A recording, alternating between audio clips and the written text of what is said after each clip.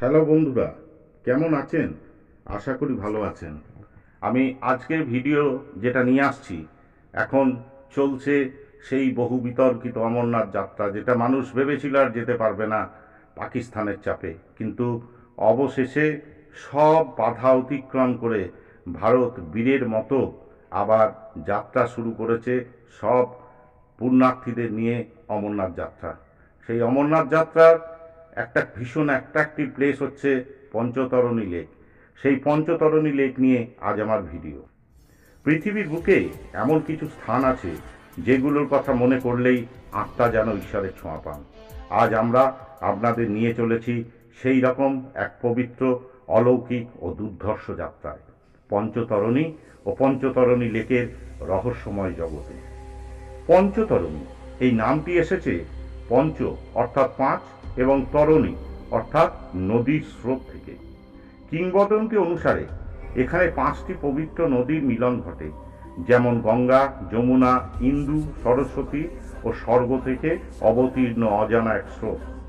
এই পাঁচ নদী ভূপৃষ্ঠে মিলিত হয়ে তৈরি করেছে এই পবিত্র স্থান। এই স্থানটির ধর্মীয় গুরুত্ব এতটাই গভীর যে অমরনাথ যাত্রার পথে ভক্তরা এই স্থানকে মোক্ষের দ্বার বলে মানেন। বিশ্বাস করা হয় এখানে স্নান করলে জীবনের সকল পাপ দূর হয়ে যায়। পঞ্চতরণী অবস্থিত জম্মু ও কাশ্মীরের অনন্তনাগ জেলার পাহেলগাঁও হতে অমরনাথ গুহা থেকে প্রায় 6 কিলোমিটার আগে। চন্দনওয়ারি থেকে পঞ্চতরণীর দূরত্ব 23 কিলোমিটার। তবে এই পথ পুরোটাই ট্রেকিং এর মাধ্যমে যেতে হয়। আর আপনি যদি ট্রেক করে আসেন তবে পথটা এরকম হবে: প্রথমে চন্দনওয়ারি থেকে সব থেকে কঠিনতম কিছুটক, তারপরে শেষনাগে রাত্রি যাপন হয়।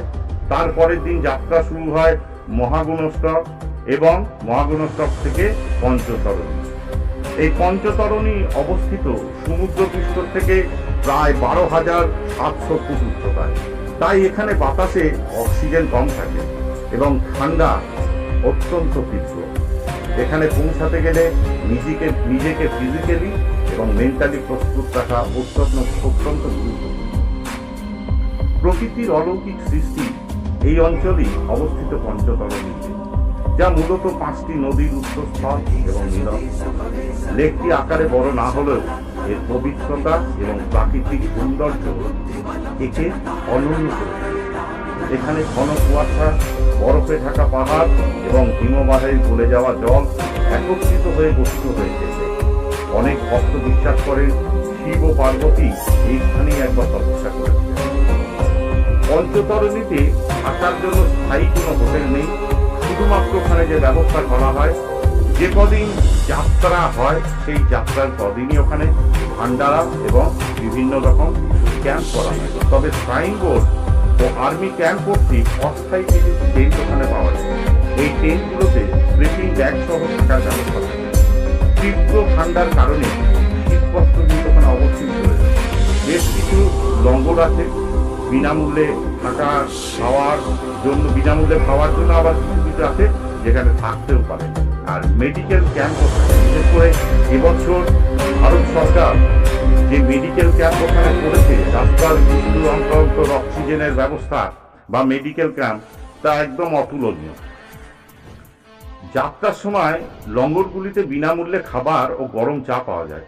সাধারণত খিচুড়ি, রুটি, সবজি, চা, গরম জল এসব দেওয়া হয়। এছাড়া বিভিন্ন ধরনের খাবার আপনারা ওখানে পাবেন। ভক্তদের জন্য এই লঙ্গরগুলো হচ্ছে যেন ঈশ্বরের প্রসাদের মতো পবিত্র শ্রদ্ধা। চন্দনওয়ারি থেকে ট্রেকিং শুরু করে পঞ্চতরণী পর্যন্ত এই ট্রেক কিন্তু অত্যন্ত চ্যালেঞ্জিং। পাহাড়ি রাস্তা, পাথুরে জমি, কখনো বরফে ঢাকা ট্রেল আপনাকে ক্লান্ত করে তুলবে, কিন্তু প্রতিটি পদক্ষেপ আপনাকে আলাদা তৃপ্তি দেবে। এখানে পৌঁছানোর পর আপনি অনুভব করবেন আপনি শুধু একটু স্থান নয়, এক আধ্যাত্মিক জগতে প্রবেশ করেছেন। পঞ্চতরণী যাত্রা শুরুর আগে পর্যাপ্ত পরিমাণে শারীরিক প্রস্তুতি নিন। ওষুধ রাখুন সঙ্গে, গরম জামা, Himalayan cap, gloves, oxygen cylinder রাখুন, যেগুলো পোর্টেবল বেরিয়েছে। আর প্রচুর পরিমাণে জল, ওআরএস এইগুলো খান, চকলেট খান, হালকা খাবার খান, বারে বারে খান।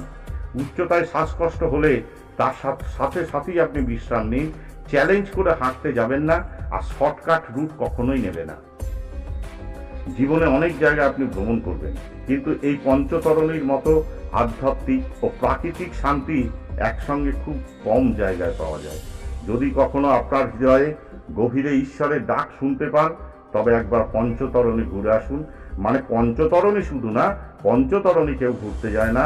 যারা ভগবানের দর্শন করতে যান, মহাদেবের দর্শন করতে যান, তাদের ওই শেষনাগ আর পঞ্চতরণীতে থাকতে হয়, যদি আপনি পাহেলগাঁও থেকে যাত্রা শুরু করেন চন্দনবাড়ি হয়ে, যেটা হচ্ছে একমাত্র সৌন্দর্যের রুট। আর একটা রুট আছে, সেটা আপনারা সবাই জানেন, বালতাল হয়ে। যে বালতাল হয়ে কিন্তু প্রচণ্ড কঠিন এবং চড়াই রাস্তা, যদিও ডিস্টেন্স অনেক কম। তো সেই জন্য বালতালটাকে অ্যাভয়েড করে, কষ্টটাকে অ্যাভয়েড করে একবার প্রকৃতির কোল দিয়ে আপনারা চন্দনবাড়ির থেকে অমরনাথ যাত্রা করে দেখুন। অসাধারণ, দুর্ধর্ষ, মন ভরিয়ে দেবে। আপনাদের যদি এই ভিডিও ভালো লেগে থাকে, তাহলে একটা লাইক কিন্তু অবশ্যই দেবেন, শেয়ার করুন বেশি জনের কাছে, এবং সাবস্ক্রাইব করতে ভুলবেন না।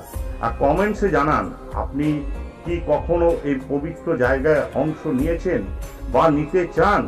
তাহলে আপনারা আমাকে কমেন্টসে জানান, বেশি বেশি কমেন্টস করুন ভিডিওটা কেমন থাকলো।